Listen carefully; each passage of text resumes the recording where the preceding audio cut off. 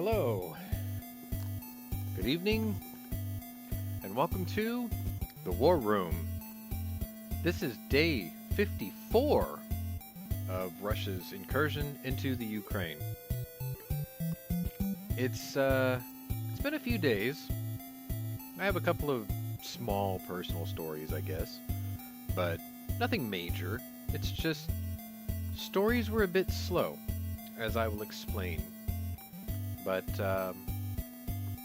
in the past couple episodes, I've sort of hinted towards this, but there's been this end around where the Soviet Union, sorry, Russia, the Russian Federation, had retreated from their northwestern push from Belarus into Kiev, and they sort of regrouped and reorganized. But before we start, I wanted to say Privet y laskavo prosimo, because somebody thought it would be cute to try to write me in Ukrainian, which is a bit funny, but I responded in actual language. So, yeah. Привет и ласкаво просимо, which is just short for hello and welcome. Anyway, I've been rudely interrupted because people are kidnapping my dogs, as usual, and it had to be that my dog is in heat. That's right. I have 8 dogs, 3 females, and the second of my 3 females is in heat. So she's a bit confused, a bit emotional, and she has to wear a diaper. But anyway, all that aside, let me get you caught up. So between day 50 and day 54, the end around and rearmament and sort of movement of troops, there weren't a whole lot of stories. There was a lot of human interest stories and things of that nature, but in terms of actual progress, there wasn't a whole lot going on. And then Friday night, Pwnery had a date, so that was cool, with his dentist's assistant, 16 years his junior, even cooler, which I can't judge because my mom and dad are 16 years apart, so that's why I thought it was cool. Anyway, did that, and Friday night bled into Saturday. I won't mess with your minds with the details, just let it be known that Friday night bled into Saturday, and that bled into Pwnery being very sore on Sunday and needed some time off. But I did check the news every day, and there wasn't a whole lot to go on. So, to be perfectly honest, if you look at the scroller below, the only major differences that I can note is the wounded KIA MIA in the very beginning. That was a pretty sizable jump. And the 8th boat! Because, as you see, the thumbnail confirmed the Moskva is now scrap. Very cool. It's one of the stories I have for you today, but truth be told, there weren't a whole lot to work with. And I did try working with a new source today, so I was able to fill in a little bit more. So there's that. Other than that, the RS Regulate parts for my AK-47 did arrive Friday. I wasn't able to install or tune them or mess with them until yesterday, but I'm happy to say that they are now on my rifle, as is the optic setup that I decided to put on said rifle. I was also able to record the episode for it. So if you remember, I did the AKP? Yeah, AKP, and it was in 2 episodes. One was the review, and the other one was what I called the Creature Comforts video. This one here, because I have parts that are on back order, I decided to go ahead and just do the review and the Creature Comforts all in one video, because the charging handle knob that I want is currently unavailable, so I have to wait for it. And you've seen me do the safety lever notch before on my KP9 and my AKP, So there was no point in trying to explain that one a second or a third time. And I'm gonna be doing something to this particular AK. Like I know that y'all didn't know what I got for my birthday last week, but uh, spoiler, I I bought a full size AK. I had the AKP because I wanted something that looks like a crink, and I tried to model it after the Osama bin Laden AK-74 SU, but I wanted it in the standard caliber, so I went with PSA's AKP, which I have no complaints. It's fit and finish, and everything is really cool. No, Shady Hill, you didn't offend me at all, dude. I was actually kind of flattered you did it so I could respond the way I did. Perfectly awesome. Uh, do it more, actually, because I like to be challenged and try to, figure out how to respond properly. That's all fine. Um, so AKP, perfectly happy with. I've already got about 600 rounds through it. Still no issues, no feed problems. I run three different types of magazines through it. I have the Croatian steel, stamp steel last round bolt hold open 30 rounders. I currently own six of those now, and apparently, I'm an anomaly because they all work. A lot of people say the Croat mags are really problematic. I've been fortunate enough to have all six of them work, so that's cool. And I think Classic are selling those right now for like $9. So if you want some Croat mags, last round bolt hold open over there. What I can tell you is it's sort of pointless because you get the last round bolt hold open, you know you're empty, cool. But as soon as you drop the mag, the bolt slams shut. So it's like, eh. So what I do is I like to notch my safety, and then because the last round bolt hold open works, I could flip the safety up and then drop the mag, and the bolt handle stays to the rear because I notched the safety. So that's cool. I haven't done it yet to my 47. So my original goal, because I'm not versed in AKs, okay? Before I bought the AKP or the KP9, my only example was a pre-ban Norinco Mac 90 that my dad bought when I was a kid, and then I grew up, and then we actually ended up selling it to a friend of mine, which is cool because he rebuilt my Jeep and didn't ask me for anything in return. So anyway, um, I run the Croat mags. I run the RWB Fakeolite mags, which are not last round bolt hold open. I bought those just for the look, and they seem to be okay. And then I also bought some of the US Palm clear mags, the Gen 2s that you can actually take apart. So all three of those so far have been running fine.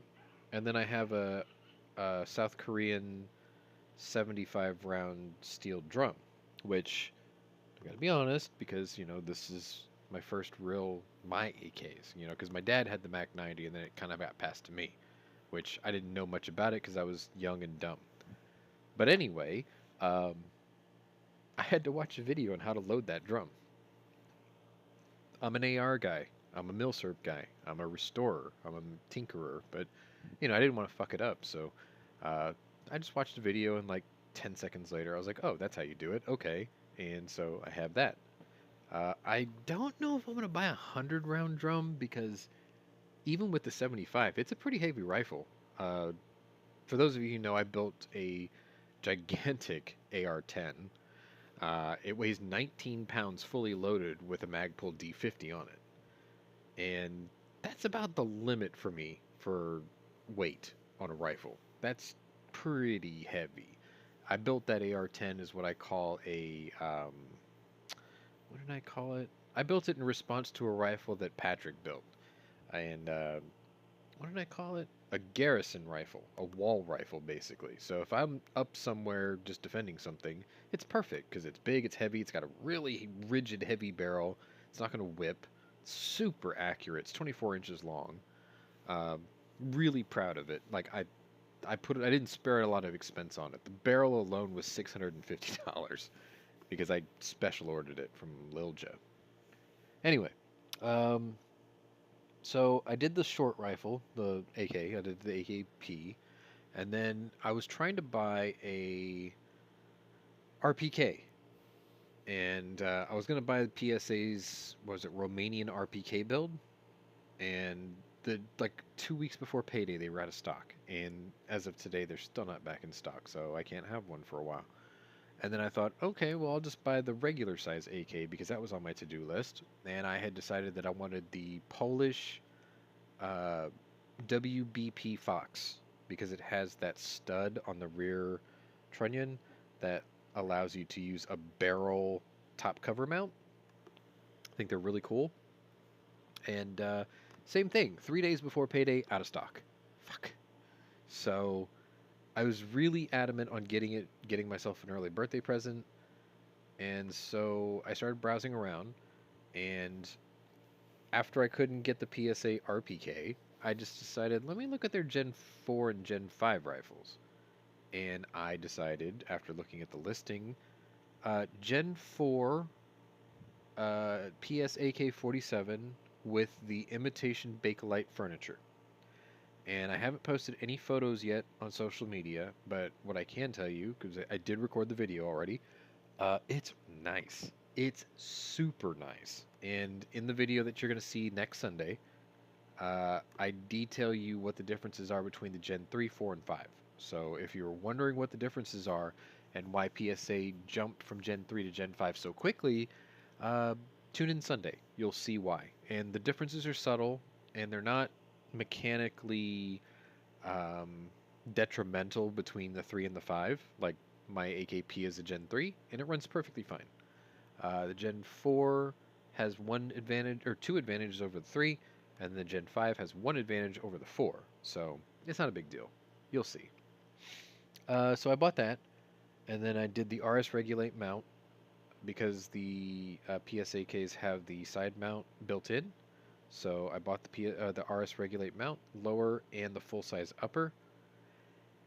And what I'm going to have to do, because I want to use a brass catcher, and I'm not really thrilled with the idea, but is I have to buy a second RS Regulate upper mount because I want to cut it into 3 pieces because I need another section forward of the one I already have that gives me a little bit more rail so I can install my brass catcher because I'm paying more for 76239 brass and it's expensive and I don't want to give my brass away to the range that doesn't let me shoot steel case.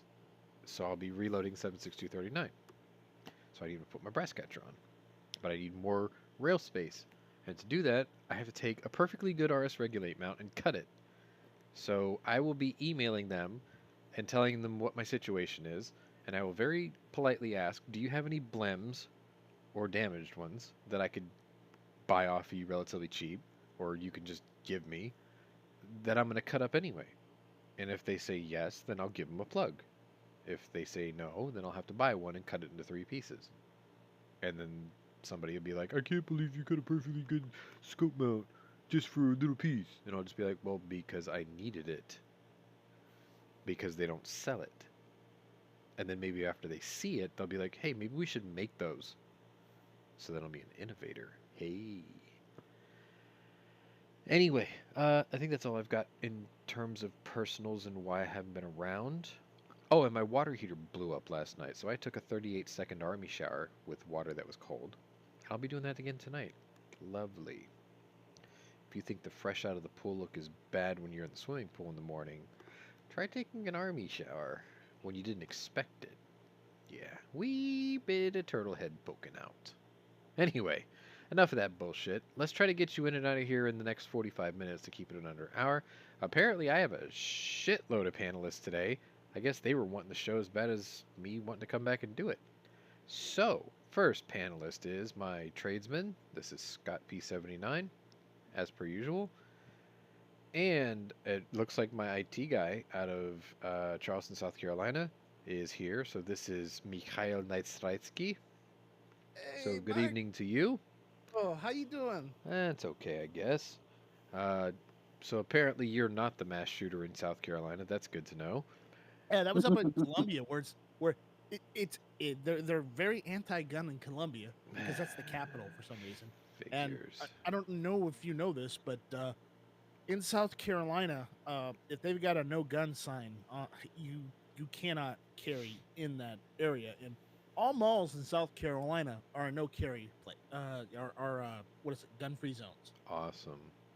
Yeah, All right, because and my they've got last two signs up on panelists. every entrance. So My last two panelists are the Desert Deagleton and the Warsaw Patriot, the Polish Hammer. Anyway, good evening to all of you, and good evening to you out in the audience. Terry, Shady Hill, Mr. FNH, Mad Sexy, probably Ellie Mae Hatfield will be here later, as is well, let's just call him what he is, a retarded little turtle who still can't get Discord to work.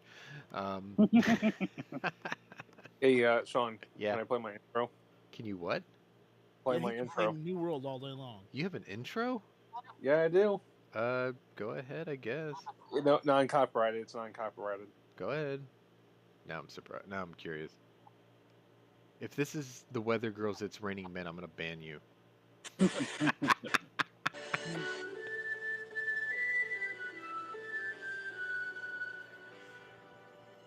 Or if it's the Polish national anthem. It probably is. That's it, All right. Is that the Polish national anthem? pretty much. Okay. I'm gonna have to Yeah, find nice you a job. more like I don't know beefy version. But okay, we Yeah, can do that. I like That's mine cool. better. Warsaw, I'd like to remind you. You remember, you are in the United States, right? I'm well aware, but you also know I have my Polish background. Yeah, you don't. Okay, all right, all right, all right. It's cool to be proud. I mean, you don't want to show your rainbow flag, but whatever. We're not judging. Rainbow flag. Get the hell out of here. He's talking about the Italian flag. Not Oh, quite. that rainbow flag. Yeah, sure. Okay. You don't see me. You don't see me carrying around the Italian flag. So, No. you know. Hey, at least you're not waving the Brazilian flag. Come to Brazil, please. All right, so let's go ahead and get started with the stories for the day. Might as well. Let me get you in Do and we out of have here. any? Yeah, I got some. I know it was a bit of a slow news day, but I tapped a couple extra sources today. So, for those of you who don't know, that photo in the thumbnail today is the death throes of the Moskva, and we do have a story on that. And Scott actually found a better resolution picture of the one I'm going to show you here in a bit, so I did switch that out. So thanks for that. I tried 3 sources for that picture, and they were all grainy as fuck. So the one you got's the best one so far. I've seen video of it even. Yeah. Did you see the one that Knives sent me? No. Like, scroll up a little bit. Well, I haven't had a Who was chance it? to It do was, War Never Changes for like 3 days. So. Holy shit, that ship's really devastated. Oh, it was yeah. Oh, what the fuck was it? It was Clint Smith's. They posted a video clip of the ship. Yeah, you'd be surprised what a Neptune missile can do to your day, let Yeah. alone 2 of them. All right, so my first story to you today comes out of about 12:30 my time. It was the first time I really got to sit down and start trying to play catch up since the weekend began. But 7:27 a.m. Ukrainian time, so +7 for where I am.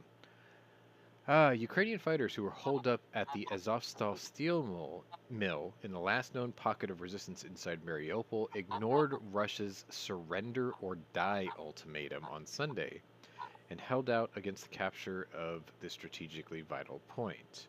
Now, for those of you who don't know, the city of Mariupol in the east has been laid siege to since basically the beginning of this conflict back in February.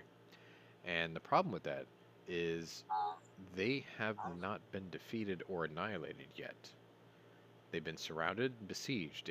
Mariupol is basically the Stalingrad of Ukraine, which is really bizarre because Ukraine was the kickoff point for the Russian counteroffensive of the siege of Stalingrad. So it's sort of like the roles have been reversed. Either way, the 36 a couple days ago put out sort of like an open letter to the nation and the world saying the mountain of bodies of our dead and wounded has exceeded 50% of our total fighting force, and that it was an honor to serve the nation and the country and the people, but their annihilation is inevitable. Like, they were basically saying we don't have much time left. Now, what's really weird about that is there was a battalion called I think it was called the Azov Battalion or something like that. That's Mhm. obvious. Yeah, they linked up with the 36th Marine Brigade in Mariupol Saturday. So there was this sort of human interest feel good story about, oh my God, the reinforcements have finally arrived. So like, imagine that the 36th Brigade was it the 504th? No, sorry. Uh, Basically the Army Rangers in Bastogne, kind of a feeling, right? 507th, and basically the Azov division was, Patton's army coming to reinforce. Well, Saturday that story did break, but by today it was almost as if they were never there because now they're saying that the steel mill is the last stand. Now it's, the Azovstal steel mill is literally the Alamo at this point, and they're surrounded and they're facing annihilation. So I don't know what the hell happened between Saturday and Monday, but Jesus Christ, if you came to reinforce, what the hell have you been doing for the last 48 hours?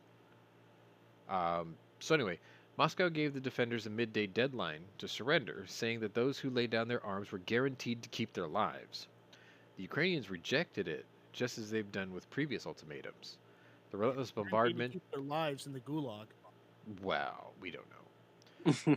No, we know Russians. We know Russians. There's a joke about Russians doing Russian things where it ends with you mining salt in Siberia while wearing your wife's head as a hat to keep your ears warm. But, we don't know yet. So You anyway, mean murder, rape, loot, and pillage? more or less. So, the relentless bombardment and street fighting in Mariupol have killed over 21,000 people, by the Ukrainians' estimate. A maternity hospital was hit by a lethal Russian airstrike in the opening weeks of the war, and about 300 people were reported killed in the bombing of a theater where the civilians were taking shelter. That was the Mariupol theater. There was over 300 people on the theater level floor, and there was almost 1,000 people in a bunker built below it. They've never given you a total body count of those who suffocated and died in the basement. But I'm sure that'll come out eventually. They probably don't know right now. Well, it's probably all of them. No, because some of them did come out. Anyway, an estimated 100,000 people remained in the city out of the pre-war population of 450,000, trapped without food, water, heat, or electricity, in a siege that has made Mariupol the scene of the most worst suffering of the war. So that was the first story I woke up to going, wow, Mariupol's still standing. Well, what's left of it. Because 2 weeks ago, we had a story for you guys that said that Mariupol was down to 10% of its infrastructure. Like, most of the city was completely destroyed already. So basically, the Russians are attacking rubble at this point. I mean, it literally is Stalingrad at this point. Yeah. Or the day after Dresden. It's like, oh, wait, yeah, the firebombing didn't work. Let's attack the burnt remnants of whatever's still there and whatever is still alive in it, kind of a thing. I don't know. It started off... I was going to ask, any Chechen resistance? No, we haven't seen that. Okay. Was that guy Rezvan, whatever? His face hasn't popped up yet. He's not part of the list of dead generals yet. Not yet. But The I've other got, guy a few, was. I've got a few for you today. You'll see. Anyway, fast forward. No, same time. Around the same time, another story came out. And I do have a photo of that. It's just an announcement of towns that were liberated. So Ukraine's military pushes back, and it liberated the towns of Bazalivka and Libyaj and Kututsivka. Kututsivka. Sorry, I got that backwards. Yeah. Cyrillic, what's that word where you read things backwards? Yeah, that's what I got. Anyway, because you got to read it differently. So, yeah, in the evening, armed forces Ukraine counterattacked and pushed the enemy away from Kharkiv.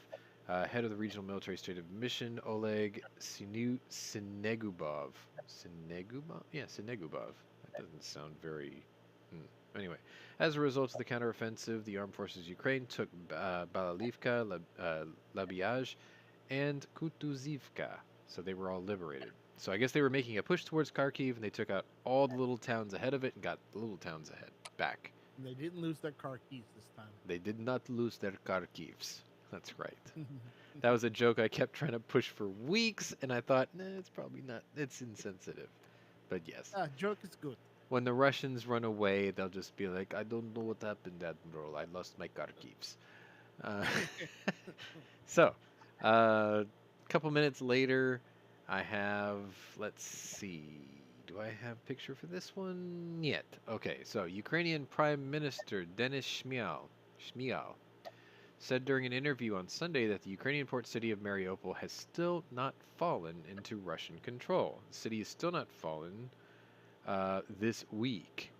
There is no control, or there is no whole control, he added, noting that armies on both sides were still continuing to fight. The Ukrainian government was continuing to provide humanitarian aid to civilians in the city. We need more money for the execution of our humanitarian and social obligations. Now only half of our economy is working, so we do ask for your financial support. Thank you, MedSexy. I have a friend. I didn't want her to be that, but she is just that. And You have friends? she has this theory that the war in Ukraine was some sort of liberal construct to fence money. And I got into a really nasty argument with her because she's one of those people who sits there with her hands cupped on her chin and her elbows on her knees looking at me with like stars in her eyes because she loves my fucking conspiracy theories. But this time she took the initiative and I had to like basically beat her down. I was like, "You are so fucking wrong." And I've seen was the dead mad. bodies. No, thank you. Yeah, it's like she was pretty mad. But I think I got her straightened out now. Oh, But the thing is like, you see this story and you kind of wonder maybe she wasn't too far off. But it's not for us, you know? It's like, no, they do need financial support because their infrastructure and their economy is completely devastated because Russians decided their to, economy is collapsed because they've been attacked and invaded. yeah, like people can't go to work, their factories is are no destroyed, there's no power, there's no water, there's no heat. Of course their economy's fucked. So yeah, they do need help. But, you know, I still maintain that pushing the Russians out of Ukraine is only the halfway point of this conflict. Now, I will still maintain that the world has forgotten how to fight a war to victory since 1945. Because ever since then, every quote war has been relabeled a quote police action, and it's like as soon as hostilities end at the point of conflict, everyone just packs up and goes home, and it leaves the world with another war to fight. Matter of fact, parts of the movie Patton even describes such. You know what I mean? He was like, we should go take this fight all the way to Moscow because if we don't, we just push him out of Germany, but then that just leaves the next generation with another war to fight. He wasn't wrong. And remember what MacArthur said before he was removed. You know, he said flat out to prevent the Chinese and the communists from invading Korea, to basically nuke the border between China and Korea and the northern part of Korea. So they And can't guess what? cross over it. They removed him from office, and we had like how many years of regret because of the Korean War? It's still going technically. Technically. So, thank you. Who was president at that time? I think Eisenhower was president. Thanks, Ike, for being an absolute fucking moron. Was it? I believe Eisenhower was president that No, time. I think it was at the end of Truman's tenure Might have been true. that happened, because there, if you've ever seen the movie about MacArthur, I think he was played by Gregory Peck, as a matter of fact.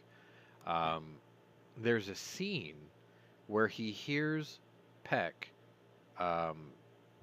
basically give an exit interview after he was dismissed from his post by Truman.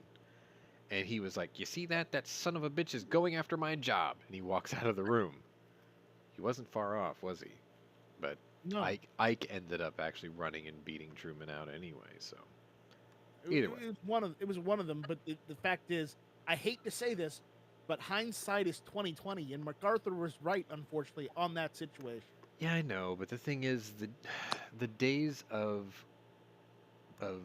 you know, I guess cavalry leaders charging into battle and not leaving without absolute victory are over.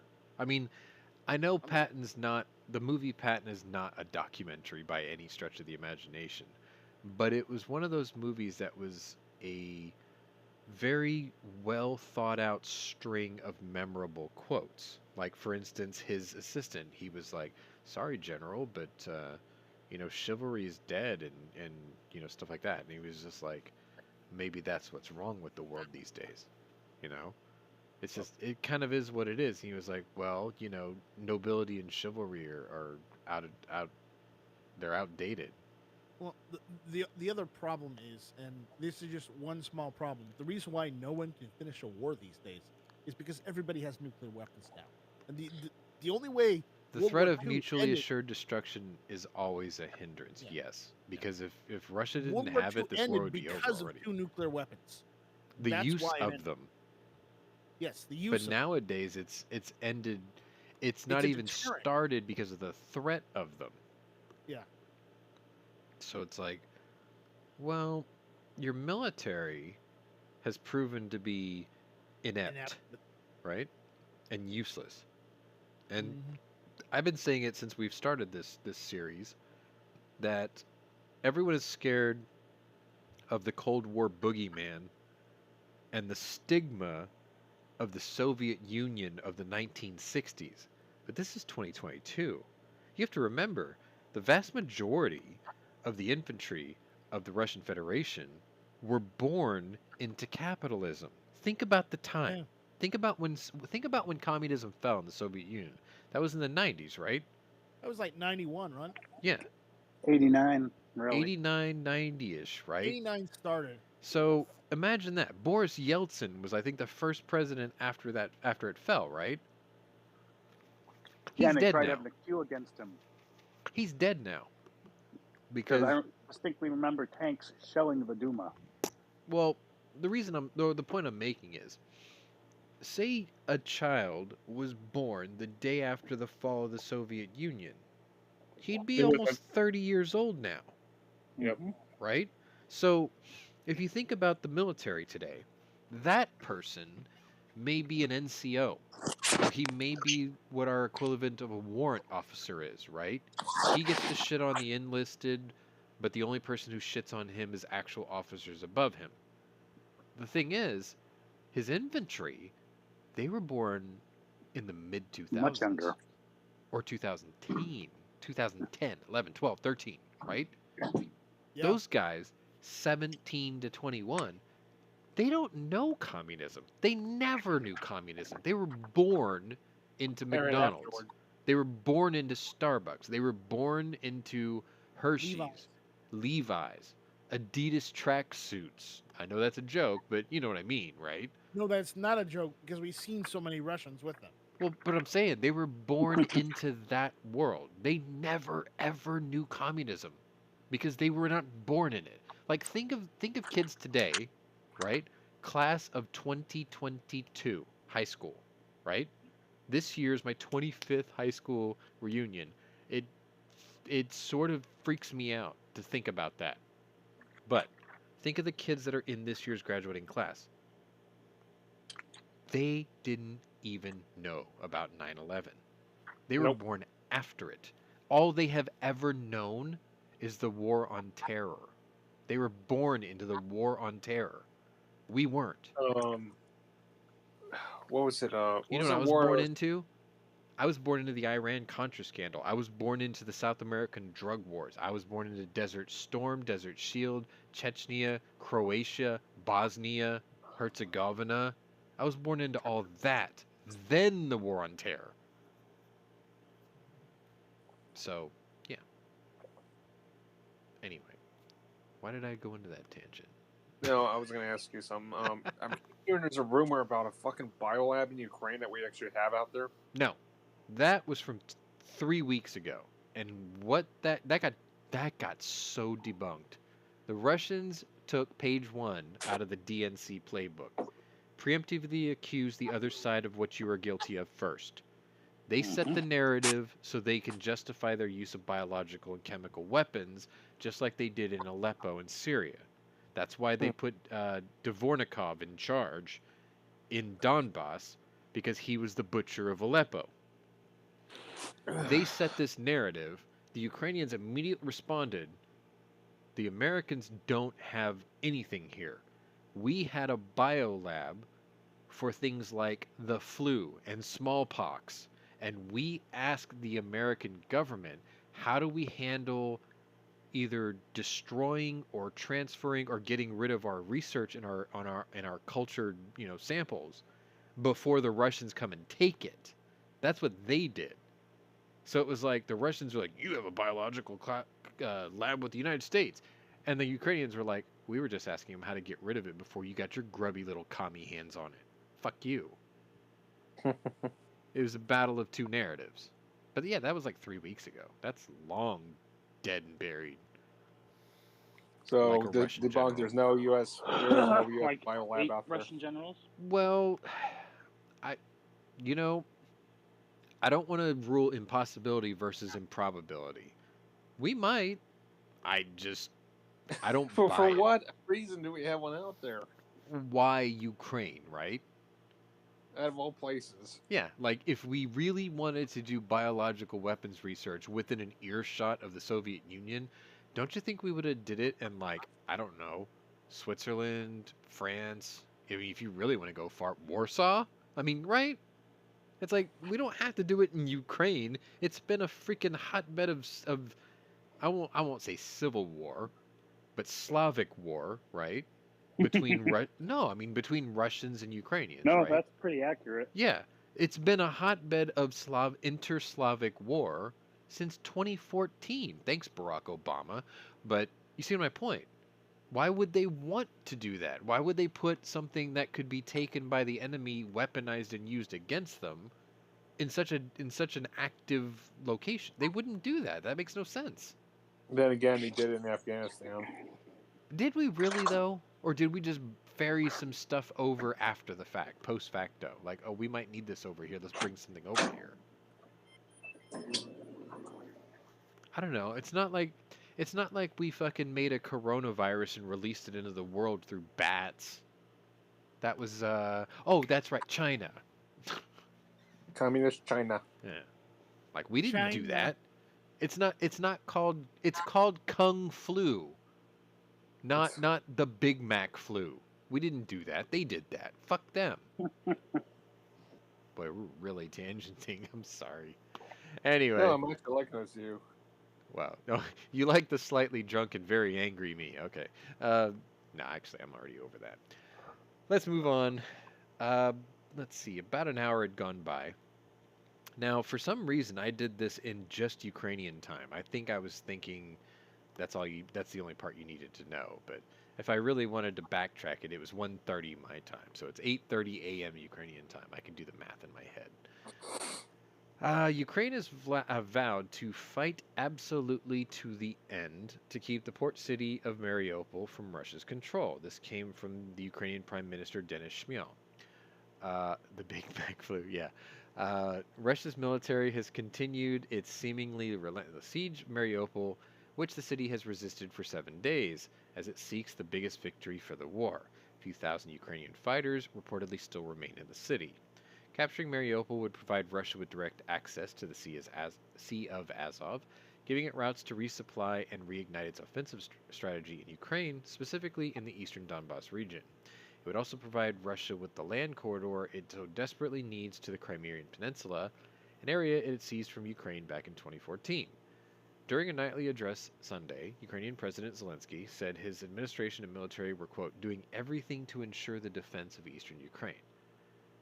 Yes, but aside from using cruise missiles and sending in 100,000 troops, what more can you do? I mean, the Ukrainian Air Force was what, 27 planes? Was it 27 or 37 planes, right? Those guys are tied up right now because The Ukrainians have S-300 missiles. The Russians have S-300 and S-400 missiles. So it's like flying your Air Force to the eastern part of the country, probably suicidal. Plus, you have to move your troops that are tired and hungry and wounded from Kyiv, almost 800 miles southeast. That's a big troop movement. And how many of them do you peel away from your capital down to that region, knowing that um, Belarus is still a player in this war, 100 miles Or from your capital? or half of what Belarus is left of. Correct. But you can't commit all your forces because you still have to have a home guard at this point. And NATO cannot backfill their home guard because then we cross into that border and then it becomes a NATO conflict. So nobody wants to do that right now. This is God forbid if they actually dropped a nuke or a freaking bomb near fucking Poland. You know, the question I have is, let's say they do it, right?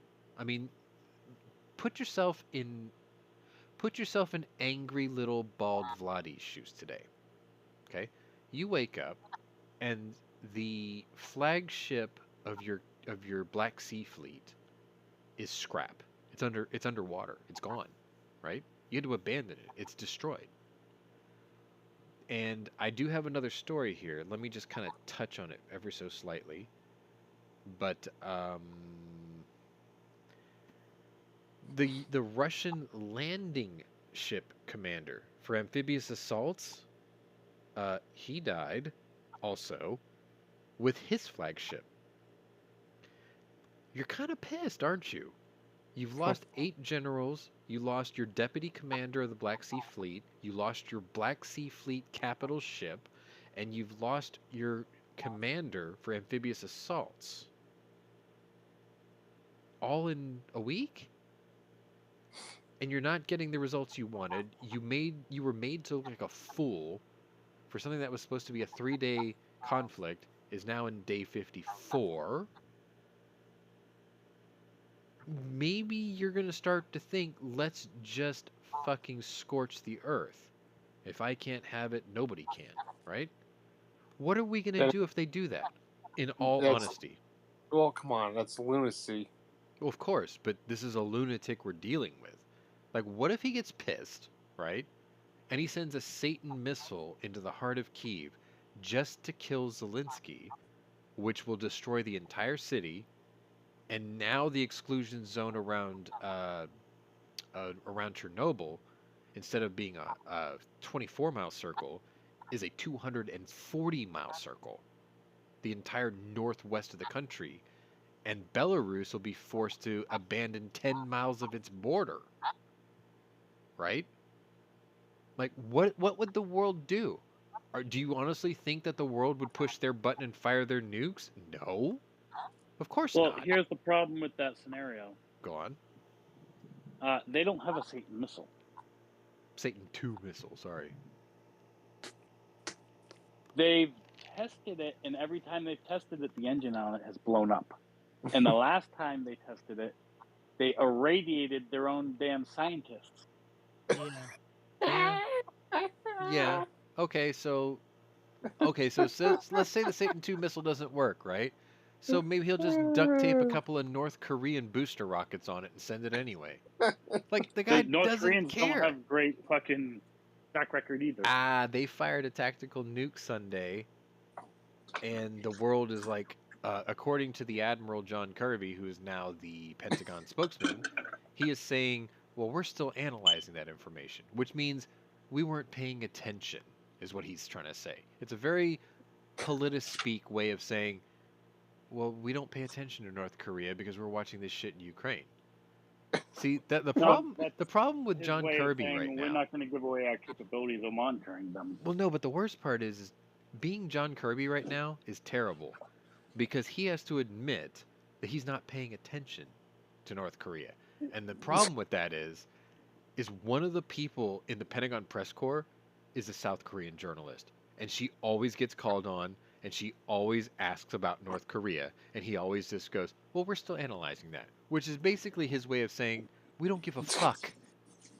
I could barely understand you speaking the question." Because they sent this journalist, and I'm sure she's highly qualified and very intelligent. But the problem is she has such a thick Hangul accent when she talks that he sits there and he squints like Clint Eastwood at high noon. Like, the fuck are you saying, woman? Take it from a fellow Korean. I know. I recognize the accent. I'm like, I know what she's saying, but I completely understand why you don't know what she's saying. I get it, dude. I empathize.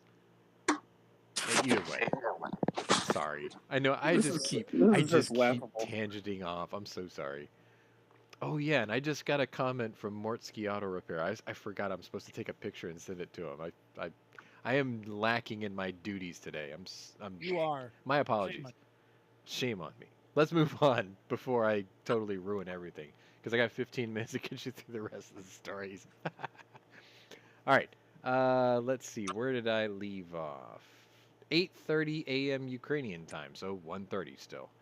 And I have this photo. These are a series of tweets that I got from the Kyiv Independent, and it says Russia fires 5 missiles at the city of Lviv.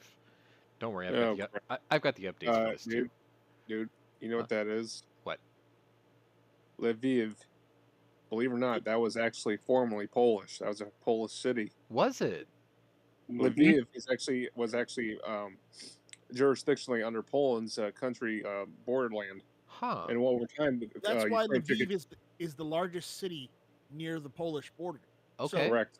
Okay. look at it this way: if the Russians keep firing on Lviv, if they keep attacking Lviv, Yeah. there's a large chance that one of those missiles or one of those rockets may go astray and go over the border and hit a That's target. like 20 miles from the border, though. But the point is that actually was ethnically It's very and close to originally the border. Polish territory. Is there still a large contingent of Polish-speaking people there? That Yes. could be a thing Okay. because Lviv, believe it or not, is actually partially Polish. Okay. No, But I yeah, mean I've heard about it being the largest border city, so I mean it makes sense to me. Like the math checks out. Oh, Mad Sexy's taken off.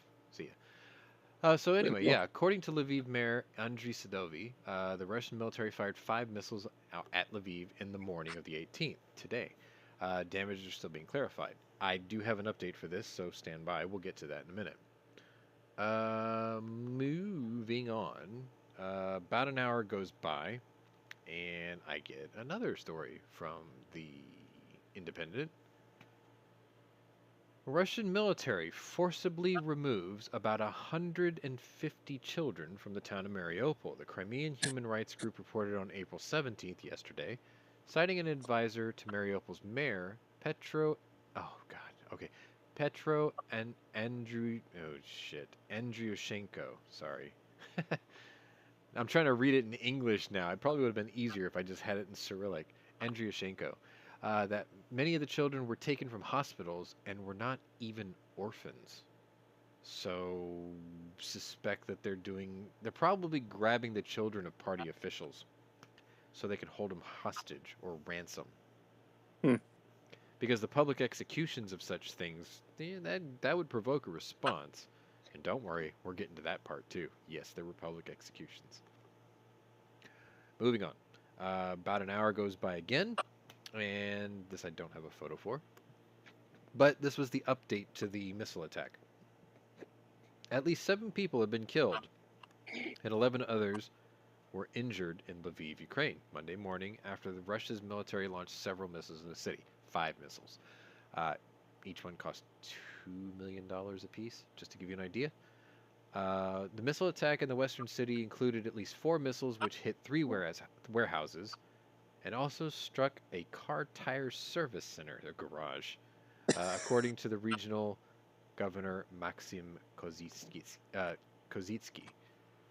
Yeah, it hit basically the NTB, which is sort of a joke, but it actually did. It hit like a tire changing garage type thing. How much you want to bet? Not just the Ukrainians, but a lot of Polish people in that city are just getting really fed up and pissed off at this whole conflict. Probably. I mean, It's if I was a citizen, I'd probably be infuriated by now. if you live at the Polish border, you're trying your hardest to be a humble humanitarian. But the truth of the matter is your resources and your patience is probably stretched incredibly thin. You're doing your best to help your fellow man, which is very noble, but you're probably walking around the streets of your smaller towns going, who the hell are all these people? You know, it's like Sturgis, right? It's a town of what, like less than 10,000 people? And then in one weekend it balloons to like 150,000. And it's like Mhm. the people who normally live there are like, "God, who are all these beer swilling loudmouths rolling around on bikes with no baffles?" No, they're like, hopefully we make enough money this week Okay, so the to younger live off folks who for the run rest the of the year. businesses and own them, yes, but their grandfathers are probably like, yeah, get out of my town. You know what I mean? And it's like, if you're Poland and you're on the border, you're probably thinking the same thing. It's like, look, I'm trying really good to be humanitarian, but there's just too damn many of you. That kind of thing. So yeah, I could say that they're probably getting frustrated. Uh, does that equate to pressure on the Polish government to maybe get involved and send volunteer infantry into Ukraine? Sort of like a Lafayette Escadrille type thing. They actually already volunteered, dude. There's a Right. lot of all across Europe's doing it. But I mean, do you think that call to arms is getting louder and louder by the day after seeing like Bucha and Mariupol Yeah. and Fuck yeah, just the dude. sheer number of human beings coming across trying to get away from all this? I think they are. They're at the limit now. Then what the fuck's our excuse? Don't answer. That was a hypothetical question. I know we're led by Captain Sundown and his merry band of retarded idiots. Hey, get- I'm not the one that tried shaking a ghost's hand. Meh. Or speaking to the flag saying that was your dad. Mm-hmm. Hey, Sean. Yeah. Sean. Yeah. Remember, Biden had 2 surgeries. What are the chances they drilled a hole in his head and he probably, probe He him with something? did have a piece of his brain removed. That's not a So what? joke. He did actually have a part of his brain removed. So what is it for chances he got probed like the Manchurian candidate at this point? Meh. I don't know. I can't say. Come on. I You can't don't say. see the resemblance? Nanites. I see a resemblance. Nanites. Telling That's you. right. Come on. Help me out here. Look. I had a joke of a theory, right? Do you remember they were pushing for that COVID vaccine like super hard? Yeah.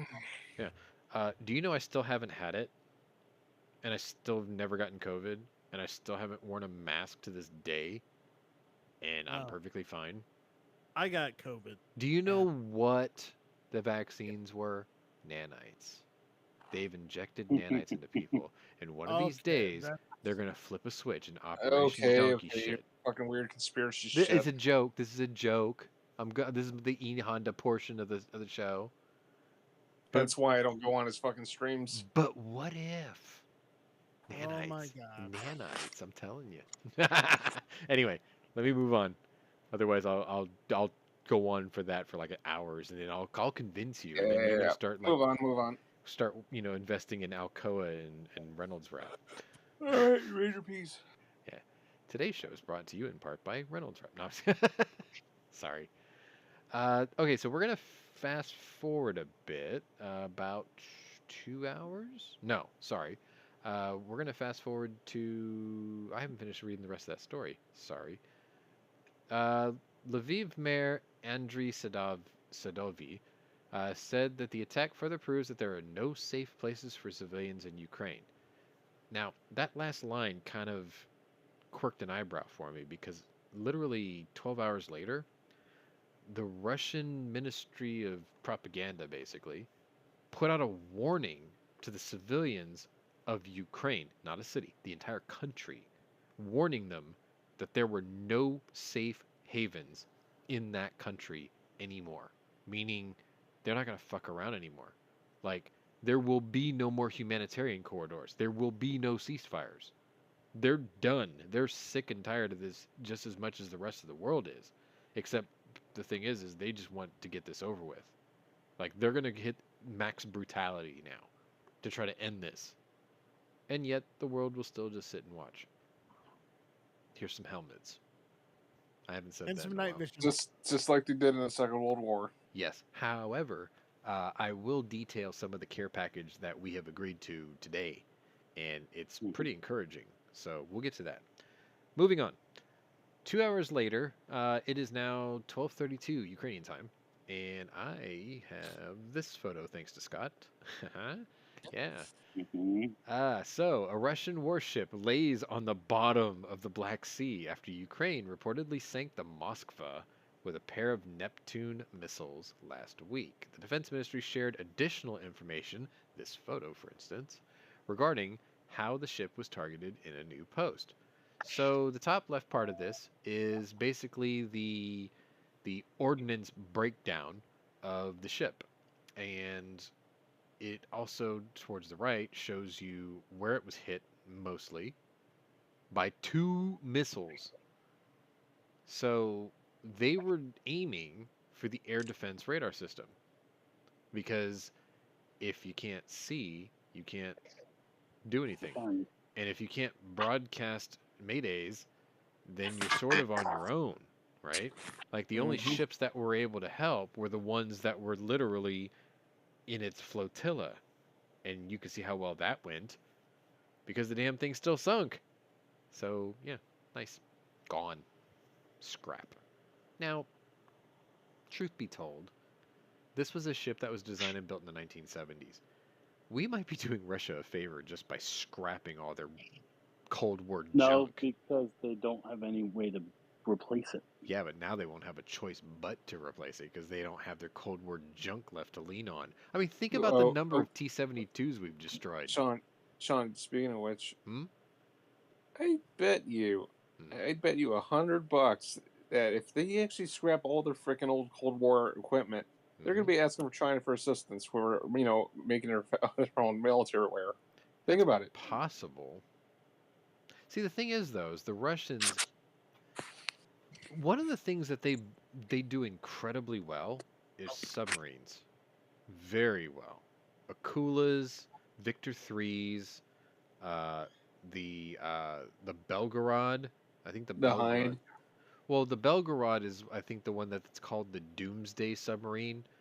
It's bigger than a Typhoon. It's quieter.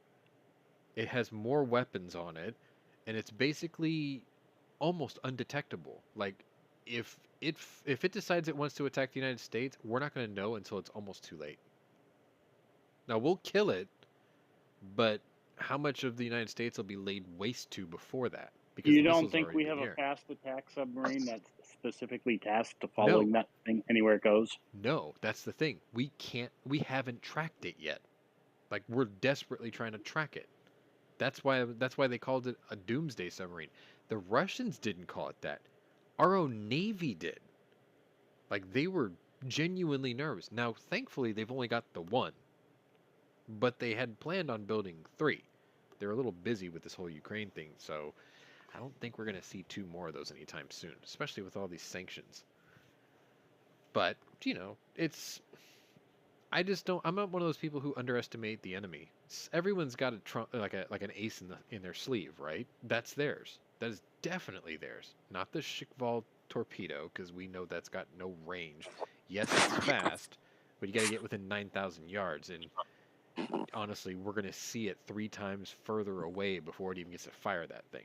But I think it's the Belgorod. That thing is dangerous. Like even Subbrief, he did a really good video on that thing, and even he was like, "Yeah, this thing's a major player. Like we're gonna find it, we're gonna kill it, but we have to find it first. And we have to I figure out would how to bet you track a it." Seawolf is tasked with sitting there waiting for that son of a bitch. Maybe, but the only thing is one of them is in the Black Sea. The other one nobody knows because they won't talk about it, and the third one's in dry dock. So it's like, eh. Now the fourth flight Virginias, they're pretty close. So yeah, okay, I'll give you that. Like maybe we'll find it, but we have to find it first and then track it. Well, it's easy to find when it's leaving port now, isn't it? But You it's not literally in just port. have a boat. exactly. But when it is in port, you when it pre-position a sub. goes into port, is what you're saying. Yeah, But yeah. It had how to have long come do out you of think port. that thing can deploy though? It doesn't matter.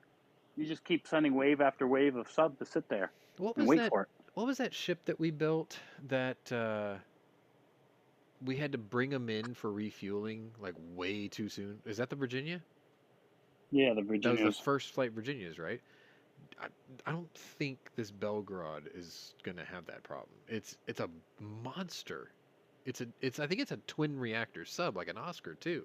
Big. She's a big girl. Got big hips. I don't know. I'd like to see it up close, but you know, enemy. Anyway, moving on. Uh, fast forward 5 hours. Like I said, it was kind of a slow news day. Oh, I got a picture for you too. All right, here we go. The head of Ukraine's navy has received a promotion following the sinking of the Moskva warship last week in what officials are hailing as a brilliant operation.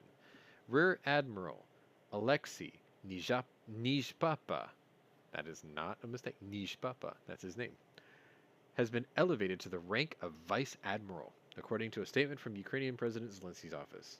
U.S. official had told the news on Friday that the latest assessment by the U.S. is that the Moskva was struck by 2 Neptune missiles before it sank. Now, before Friday, our admiral, retired John Kirby, at the Pentagon, said, "We cannot confirm or deny that that happened. We just know that something happened to that ship, and it looks bad, but we don't know what caused it." You But then know why his he leaned forward, right? And he goes, "But ammunition just doesn't explode on its own on a ship." And I'm just like, oh, it okay. gets better, Sean. Huh. Because apparently for a few years now, Mhm. Ukraine has quietly been inquiring about the acquisition of a certain missile from the United States. And obviously, since the war started, they've been blatantly screaming, "We need these." You know what that missile would be? Go on. Harpoon. Harpoon missile. I thought we'd been sending him those. No, we hadn't. They've Okay. been screaming and asking for them, and then maybe we might have sent some to them, and then a couple weeks later, this happens. Holy shit! That's the rumor I'm hearing. Well, Wouldn't surprise me. The latest. the missile that they used on the Moskva was a Neptune missile. 2 of them, right? That's what they're saying. Yeah, but I mean, like, which is basically all the sides Russian confirm that. version of a harp. No, it's not. The Neptune is an evolution of a Soviet missile. It's called a KH-35. Yes. It's basically their version of a harpoon, though. Yeah. So like But the it's an harpoon is indigenous much more design there. but the harpoon is a much more accurate missile. Well, they hit this Russians ship are with not 2 of known them. for accuracy. Right, but they hit this ship with 2 of them, and their anti-missile, anti-aircraft, anti-anything systems couldn't intercept it on the way in. Like, I guess they don't have Exactly. CIWS either, so they couldn't just blast it out of the sky. That's why I suspect that it was a harpoon. Nah, And they I'm didn't even see gonna it give coming. Ukrainians credit. Like, they're pretty innovative people. Like Oh, for they're instance, innovative, all right. the Israelis are the same way. They take something that they had before and they improve upon it and then make it their own.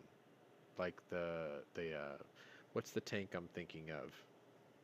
The Merkava, right? Mhm. It's like their Merkava is a conglomeration improvement hodgepodge between what is it? A British Centurion and an M60 Patton main battle tank, right? Like they sort of took all the design cues from those tanks that they were given, and they were like, we can do by your powers combined and make this, and it's a pretty brilliant piece of equipment, actually. And then like the Polish, for instance. God, I wish they would make the damn thing. A couple years back, they came up with this tank called the PL-1. Man, God, that shit looks the like something out of stealth the tank. Terminator movie. It looks badass. Anyway, Yeah, but it's not functional. well, that one wasn't. Well, sort of. I don't know. As It a might have been able to drive, but it wasn't true stealthy. no, but By as an just engineering them saying it was exercise stealth. or a technical exercise, you gotta hand it to them. It was brilliant. Like it looked great. What they said that they wanted it to do was like pretty attractive, Yeah, even for but us. you know what the problem is? It had the same fucking problem as the T-14 Armada. Cost?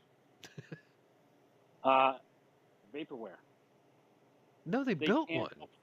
They couldn't afford to produce them. And I I thought don't they even know built if the one. stealth part.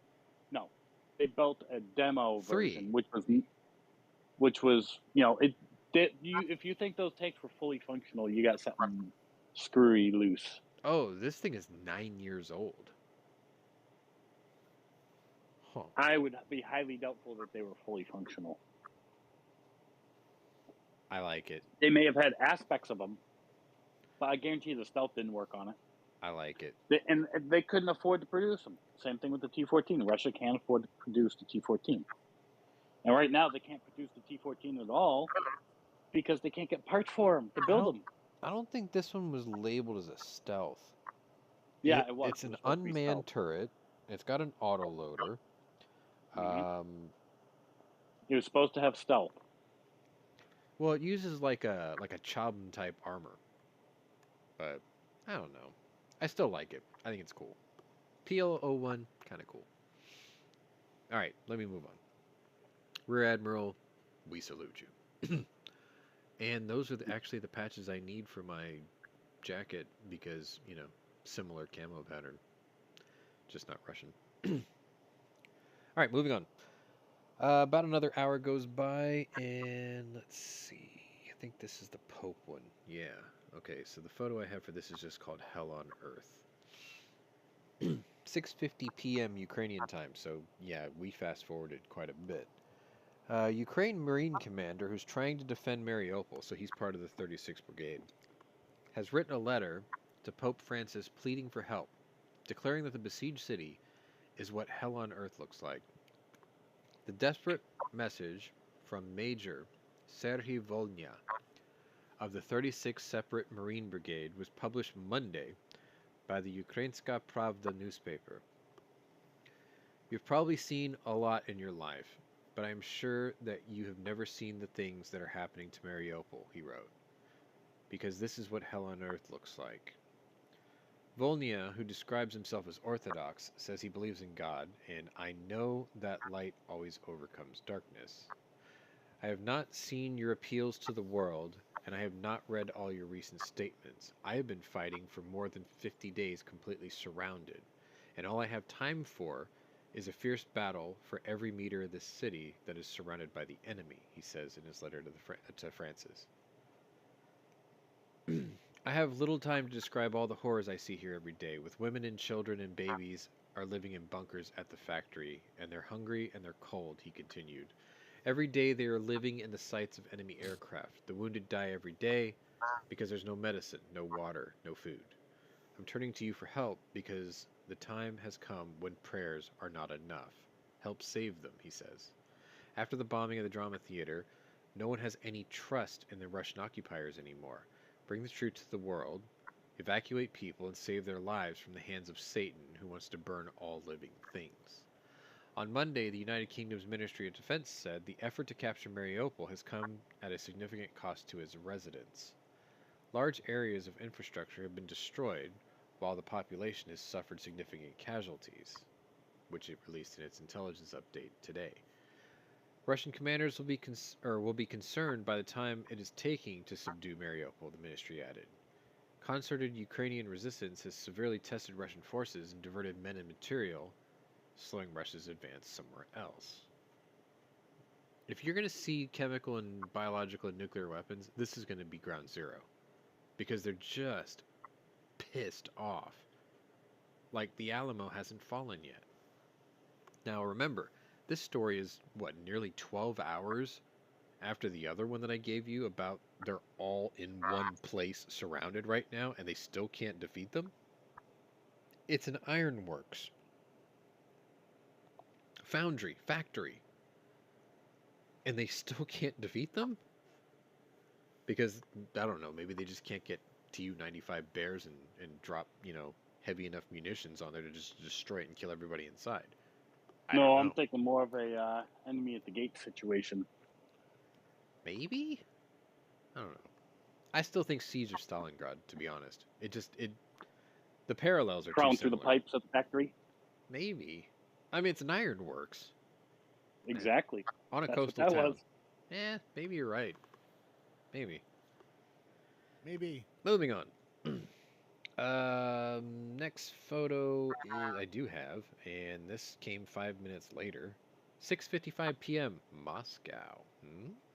And I'll show you this interesting figure here. Former head of Russian Foreign Intelligence Service has died. Vyacheslav Trubnikov. He was the former head of the Russian Foreign Intelligence Service and ambassador to India. Died today at the age of 77. However, his cause of death is unknown. You don't think he might have, I don't know, spoke out against this stupid and pointless war in Ukraine that he I never I think he would might have have got approved of? poked by a cane. Maybe. I think you could have gotten whacked off. Maybe. I mean, he's 77 though, right? The average Russian doesn't take a dump without a plan, son. No, sorry. No, he has outlived his what's the word I'm looking for? He's outlived his life expectancy for a Russian male by 5 years. Average Russian male dies at 72. Putin, you got 2 years left. Just saying. Now, here's the That's- thing. If Putin actually dies, and who takes over the country? What? Medvedev. Yeah, Medvedev. And could you trust Medvedev or somebody else? Because No. Medvedev, I don't even trust. He's a puppet. Like him and Putin, I don't they were trust playing either. hot potato. Yeah. Passing back and forth the titles between president, prime minister, and something. I forgot the other one. But yeah, they just Premier. kept doing it back and forth. Medvedev's a little cock smoker too. Anyway, moving on. Let's fast forward about 2 hours, and it is 8:56 Moscow time. I got some Moscow stories today. And I'll show you this poor bastard with a big red X across his face. Do you know why? Yeah. Russian landing ship commander killed in Ukraine. Alexander Cherva, Russia's third-rank captain and commander of the Russian large landing ship Cesar Kunikov, that ship that's burning in the background, was killed in a battle by Ukrainian forces. Ukrainska Pravda reported, citing Russian government-controlled media. Ukraine's general staff reported that the Cesar Kunikov was damaged by a Ukrainian attack near the city of Berdyansk.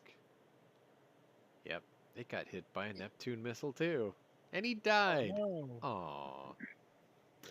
Aw. Aww. Let me just add him to the list of dead generals and admirals. Moving on. Let's see. Another 2 hours? Yeah, about 2 hours goes by. Let's see. 9, 10. 3 hours goes by, sorry. 11:49. We're almost at Tuesday. And do I have a photo for this? No, I don't. Okay. Ukrainian President Zelensky vowed to defend the country's Donbas region as Russian forces launched a much-feared offensive to take control of Ukraine's east. For those of you who don't know, today is known as the D-Day of Donbas. That was a title that was being sort of played around with by the media since Good Friday.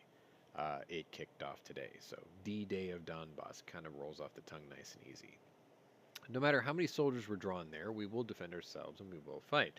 We will not give up anything Ukrainian. The Donbas is Ukraine's mostly Russian-speaking industrial heartland into the east, where Moscow-backed separatists have been fighting Ukrainian forces for the past 8 years and have declared 2 independent republics that have been recognized by only Russia. In recent weeks, the Kremlin declared the capture of the Donbas its main goal of the war after its attempt to storm Kyiv failed. You mean even Belarus has not recognize them? No, not yet. They haven't been instructed to yet. They haven't been ordered by the Kremlin to yet. Exactly. Fuck Donbas. Yeah. So, let's see. About 11 minutes later, it is officially midnight Tuesday, Ukrainian time, day 55. But before everyone went to bed and retired for the night, they were given a really nice piece of news, which I think this is post facto because I heard it earlier in the day, before even I got it. So at my time, it was 5 o'clock, but I actually heard this by John Kirby about 2 hours earlier. Reuters reported that the U.S. military experts will train Ukrainians on using weapons from the recent batch of assistance that it had provided to Kyiv. The reason they have to do that is because Ukrainians and Russians use 152 millimeter ordnance. We use 155s. Different. Well, it's a different launching platform. It's a different type of munition. It's a different type of cannon. So, it's subtle differences, right? It's like if you take a nation that's only used AKs and you bring them ARs, there's a little bit of a learning curve, right? Not really. The really funny thing is the 152 that the Russians and the Ukrainians use have been in service since the 1930s. I will point to you to the Soviet heavy destroyer, the Su-152. It's the same gun. It's the same munition. They're still using it to this day. I think our 155s... You're still using Mosins to this Well, day. yeah, in certain parts. But I mean, I'm pretty sure the 155s we use, they weren't employed until Korea? Well, no, World War II. We had 155s in okay. Either way. Yeah, I think so. I find it kind of funny. What's old is new again. But I mean, if But it then still again- works, right? But then again, ours are like, how they do the naval guns. Well, There might be a Oh, it's 130. .50 caliber Mark 46. Yeah, maybe. So it's like a You know what I mean? evolution of. Okay, I'll give you that. Yes. Sure. Hey, Sean, I gotta hop off. I gotta get some sleep. All right, no No. problem. Because I got one story left. So I mean, we'll see you tomorrow. Actually, I'll be working tomorrow. Well, I'll see you when I see you then. Yep. All right. Take So, care, man. the last story I've got for you tonight, this photo here, which is it's not exactly a mass grave, it was a mass burial, individual graves. And it is 1 minute after midnight, Tuesday, day 55 over there. But 269 people were found to have been killed by the Russian military in Irpin. Sergei Panteliev, deputy head of National Police Investigation Department, said that they had discovered 7 locations of mass executions in Irpin. This is the city that's northwest of Kyiv that endured heavy fighting during the Russian occupation. So, northwest of Kyiv was Bucha, Irpin, I don't think Kharkiv. Sorry, my geography's a little off. But those 2 towns I know. There's a third one I can't remember offhand. What ended up happening is when the Russian military had pulled away, I jokingly say the Iron Curtain was drawn away because the Russians left, so their the cloud of war had left with them. So then the media and the military and civilians would backfill back into this area and obviously discover everything left in their wake that the Russians had left behind. Which was, if you looked at photos of Bucha, satellite photos for several weeks showed piles of bodies laid out at the corners of houses in the streets like garbage. Like, think about garbage pickup day in your neighborhood, where you push your garbage can out to the corner by your mailbox, and you look down the street and everyone did the same thing. So you just see this line of garbage cans all the way down the road in kind of the same oriented place on your street, in front of your house, kind of a thing. They had bodies piled up, dead bodies piled up for weeks on the streets of Bucha like that. We saw it on satellite. I showed it to you back on like day 48. So when that story broke, the people and the mayor of Bucha, or whoever was in charge at the time, said, "Don't be surprised that you'll see this in other cities in the area." Irpin's a good example of that. You're not going to exempt atrocities from one city to another. If the same military is crossing all these places, they're going to do the same thing at all these places. Rape, pillage, murder, stack bodies, leave them out to rot. These poor So you people, mean Russians being Russians? Russians doing Russian things. Because, I mean, if you're the media and you were coming into Bucha to film and document what had happened there while you were not in Bucha, you literally just had to follow the smell. Um, who was it? There was I want to say he was a Republican senator from Montana, I think. Don't quote me Mm-hmm. on it. He was definitely a Republican senator. I think he was in Montana. He flew out and walked the streets of Bucha and Irpin. I think it was Saturday, and he described what he saw. And he said, once I landed, all we had to do was follow the smell. And he was like, the smell of death was everywhere. Like decomp, everywhere.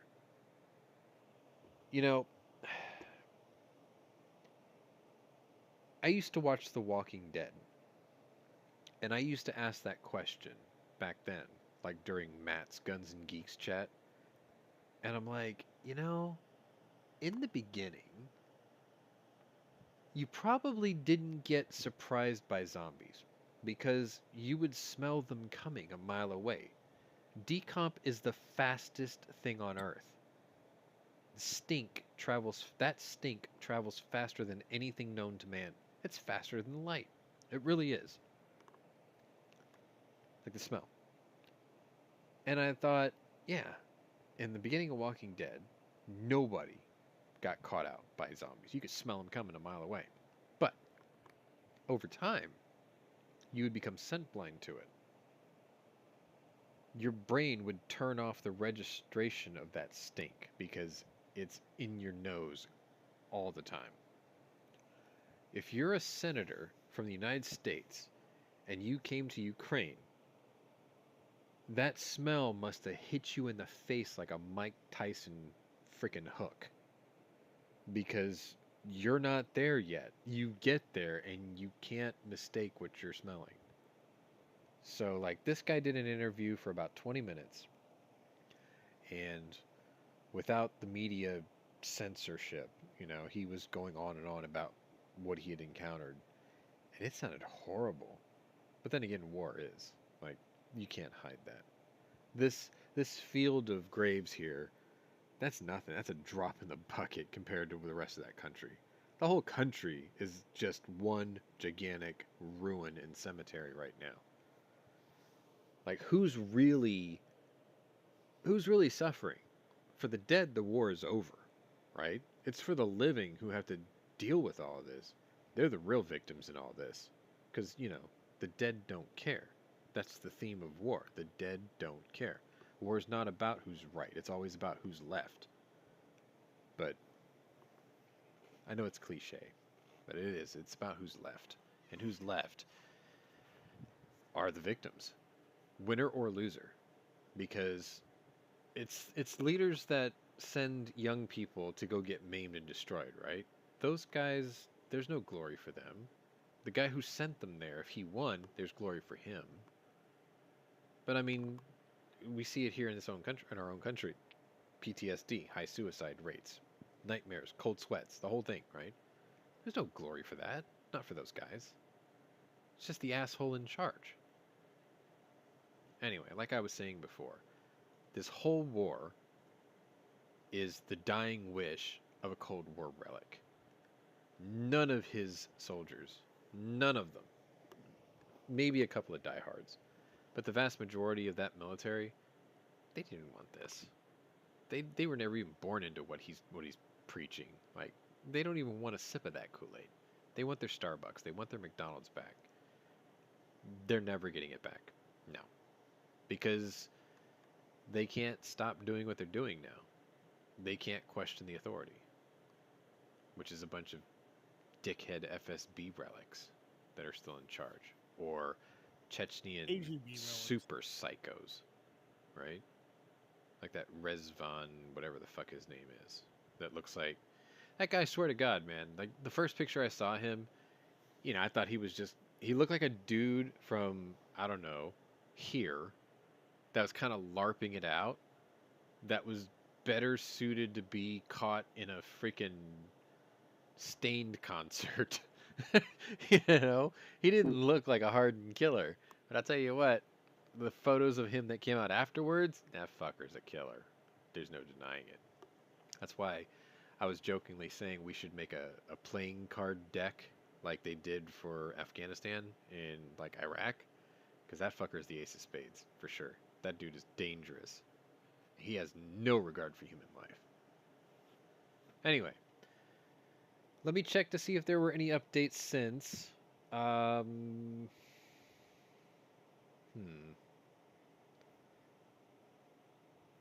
There appears to be.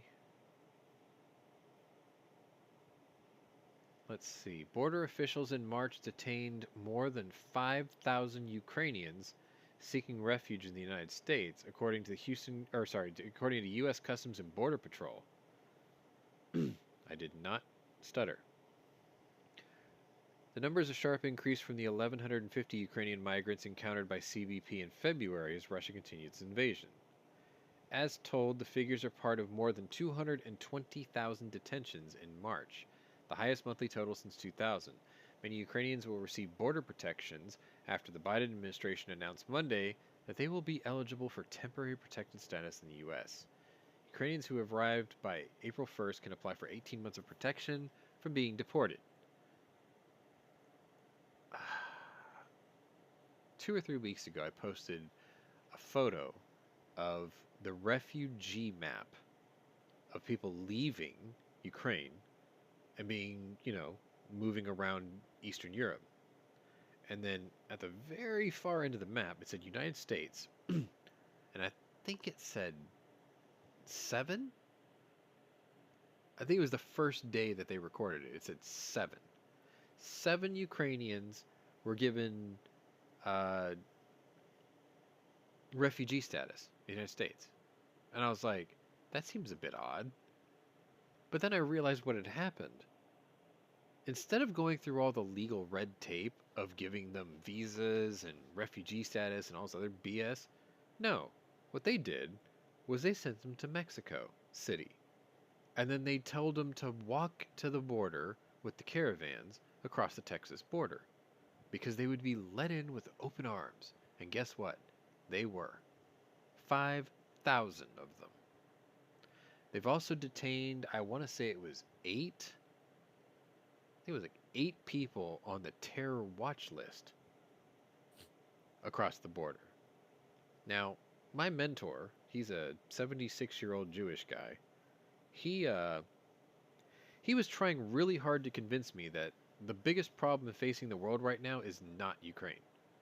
It's the border crisis. And I was like, no. There's a world war going on. Trust me, that's more important.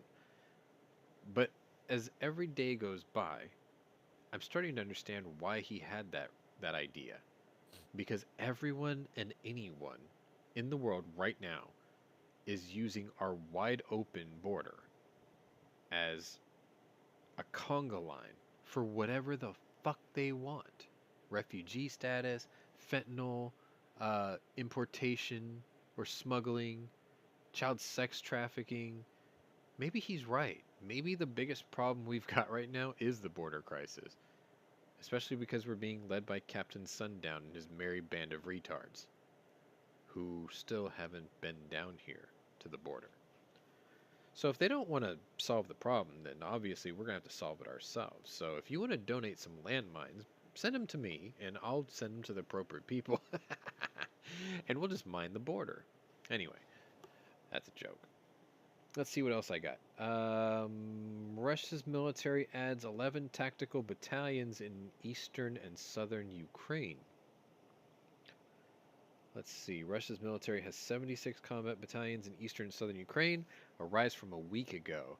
The new figure is up from 65 last week, which could translate to around 50 to 60,000 extra troops. Right. Okay. And let's see what else they got here. Russia's military has forcibly deported 40,000 Mariupol civilians.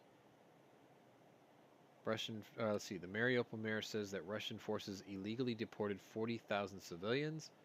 Mayor Vadim Boychenko said in an interview on Ukrainian television that the civilians have been forcibly deported to Russia or to Russian-controlled regions of Ukraine, so Luhansk and Donetsk. And it looks like that's all I've got left. Which is perfect because apparently the chat had dried out too. So, if you guys don't have anything to add, I think what I'll do is I will play this because we did go 30 minutes longer than I expected. And I want to thank you all for watching. I want to thank my chat who was out there and pretty active in the beginning, but I probably bored to tears or had other things to do, or we'll catch this in the replay. So anyway. Or Turtle Boy being too slow. That's possible too. Yeah. Anyway, if you're new to my channel, welcome. If you're a regular here, welcome back. Either way, check out my other playlists and see if my other interests might be of interest to you. Last Sunday, I did update and upload another gun reviews video, so you can go check that out. It's a pretty neat little piece of history in my family and has a pretty good story. So maybe go take a look at that. Next week, I will have probably my PSAK-47 up there, so I'll get away from the revolvers for a bit. Anyway, thanks for watching, guys. Slava Ukraini, and we'll see you tomorrow.